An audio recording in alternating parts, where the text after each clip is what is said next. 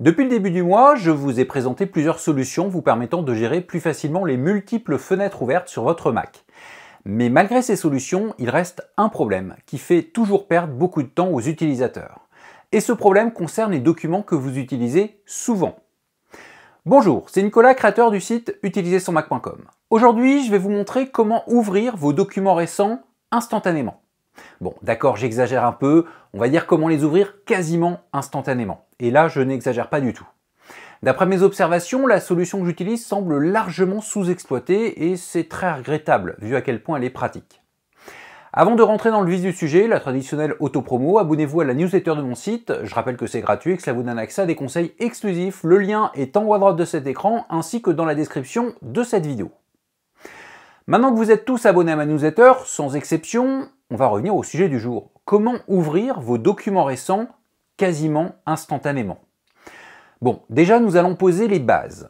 Vos documents sont soit dans des dossiers intelligents. Si vous ne savez pas ce qu'est un dossier intelligent, c'est que vous n'avez pas visionné la dernière vidéo de mon défi 15 jours pour utiliser votre Mac plus rapidement. Donc allez la voir, je rajoute son lien en haut à droite de cet écran ainsi que dans la description de la vidéo actuelle. Mais donc, comme je vous le disais, soit vos documents sont dans un dossier, soit dans un dossier intelligent. L'inconvénient du dossier, c'est que vous ne trouverez pas dedans tous les documents que vous utilisez.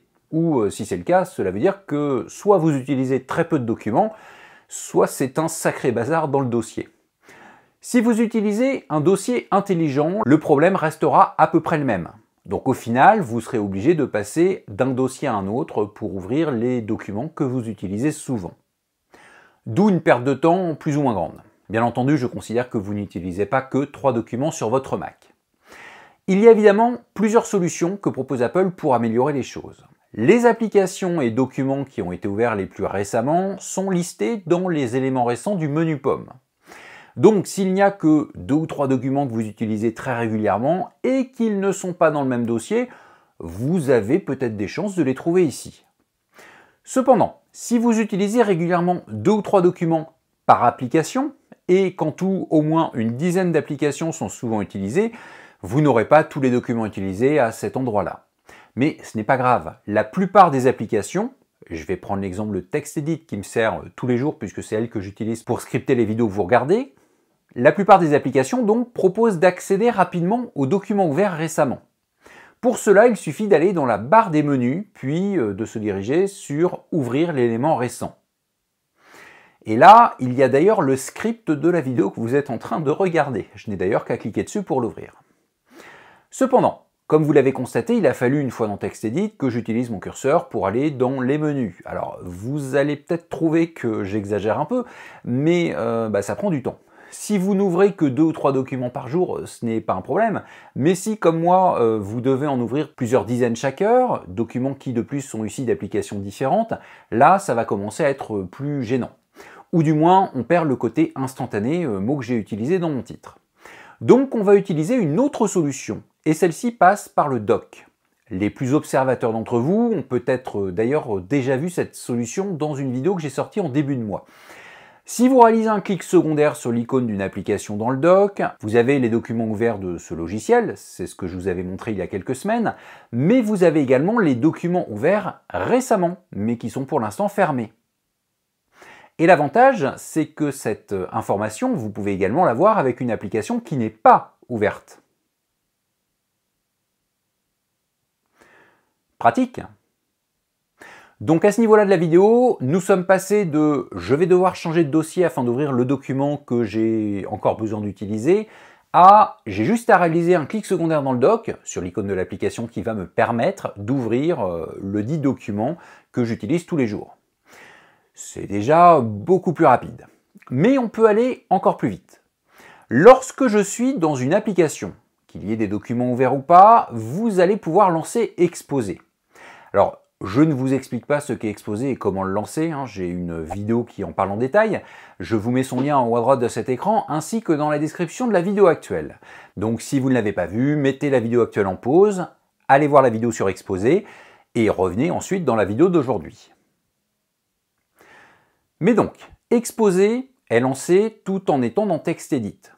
Vous pouvez voir que les documents ouverts récemment avec cette app sont ici. J'ai juste à cliquer sur celui que je souhaite pour l'ouvrir à nouveau. Et de plus, il y a un aperçu de ces documents. Personnellement, je trouve ça encore plus pratique que le clic secondaire sur le doc. Mais il y a malgré tout un inconvénient. Il faut que l'application soit ouverte et que l'on soit dedans lorsqu'on lance Exposé. Pas de panique, j'ai une solution pour résoudre ce problème. Toutefois, je vous le dis tout de suite, cela implique de posséder un trackpad. Si vous en avez un, que ce soit le trackpad interne de votre Mac portable ou un Magic Trackpad que vous utiliseriez avec un Mac de bureau, peu importe, si vous placez votre curseur sur l'icône du dock correspondant à l'application qui vous intéresse, puis que vous lancez Exposé, toujours avec le trackpad, donc 3 ou 4 doigts vers le bas, selon vos réglages, eh bien vous aurez accès aux documents ouverts récemment, mais qui sont actuellement fermés. Là, ce sont tous les documents ouverts de cette application, et là, ceux qui sont fermés, mais qui ont été ouverts récemment. Et bien entendu, cela fonctionne de la même façon sur les apps fermées, c'est pour ça que je vous parlais du trackpad. Donc je peux ouvrir quasi instantanément un document que j'utilise souvent. Alors si je l'utilise souvent, vous allez peut-être me dire que je pourrais le laisser ouvert. Et avec Mission Control ainsi qu'Exposé, je pourrais le reconnaître facilement parmi mes autres documents ouverts.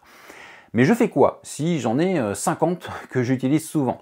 Bon, j'exagère un peu certes, mais en fait pas tant que ça. Rien que ce mois-ci, pour le boulot, j'ai eu un peu moins d'une dizaine de keynotes que j'ai utilisées régulièrement pendant presque 2 semaines. Avec des documents TextEdit à foison. 6 scripts par semaine, cela veut dire 6 fichiers que je vais chacun avoir besoin d'ouvrir pendant quelques jours de suite.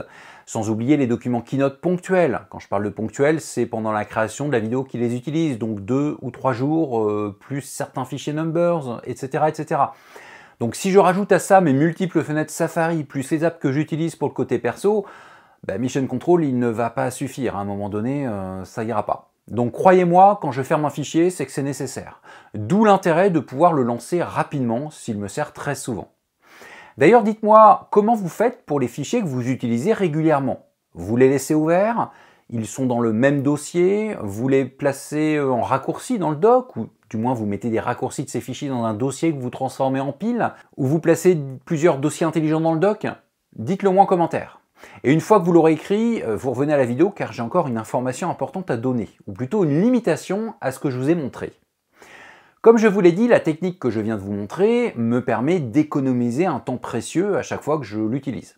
Mais il y a une précision importante à ajouter dessus. Elle concerne la liste des documents récents. Dans Ouvrir l'élément récent de chaque application, vous pouvez effacer le menu. Une fois cela réalisé, vous pouvez constater que lancer Exposé sur l'icône de TextEdit ou effectuer un clic secondaire sur son icône dans le doc ne me donne plus d'informations sur ces documents récents. En fait, c'est normal. Que ce soit Exposé, le clic secondaire dans le doc ou ce menu, cela correspond à la même liste. Or maintenant, je l'ai réinitialisé. En revanche, vous pouvez noter que les éléments récents du menu pomme n'ont pas été touchés par la réinitialisation que j'ai effectuée dans TextEdit. Ça ne correspond effectivement pas à la même chose. Donc c'est une toute petite limitation, mais elle est malgré tout importante à prendre en compte. Si je fais le point de ce que l'on a vu, vous avez plusieurs solutions pour ouvrir quasi instantanément des documents qui vous servent régulièrement. La plupart des logiciels qui ouvrent des documents ont un menu « Ouvrir l'élément récent ». En effectuant un clic secondaire sur l'icône de l'app présente dans le doc, vous avez un listing de ces documents récents. Il suffira de cliquer sur celui qui vous intéresse pour le lancer. En lançant Exposé dans une application ouverte, vous aurez en bas de l'écran les documents récemment utilisés, donc il suffira de cliquer sur le bon pour l'ouvrir. Et en lançant Exposé au trackpad avec votre curseur sur l'icône du logiciel dans le doc, même s'il est fermé, vous aurez un listing de ces documents récents. Il suffira de cliquer sur celui qui vous intéresse pour le lancer. Dans tous les cas, avec Exposé, ce sera comme pour le clic secondaire du doc, mais avec un aperçu des documents en plus. Et ça, c'est très pratique. Si vous avez appris quelque chose avec cette vidéo, partagez-la au maximum autour de vous et mettez un petit pouce vers le haut. Puisque j'ai parlé d'Exposé dans cette vidéo, je précise que j'ai eu du retour sur le fait que Mission Control ou Exposé serait des fois compliqué à utiliser, à lancer, notamment lorsque vous réalisez des glisser-déposer. Si c'est votre cas, du moins dans certains usages précis, dites-le moi en commentaire et précisez ces usages. Suivant le nombre de personnes qui en parlent, je réaliserai peut-être une vidéo la semaine prochaine pour vous montrer comment je fais. Et à titre personnel, lorsque j'utilise Mission Control et Exposé, ça ne me pose aucun problème. Donc à moins que vous ayez un usage ultra spécifique, il y a une solution pour exécuter ces deux fonctionnalités très facilement. Quoi qu'il en soit, je vous donne rendez-vous pour une prochaine vidéo. Ah, et si vous n'avez toujours pas regardé mon défi 15 jours pour utiliser votre Mac plus rapidement, eh bien c'est le moment.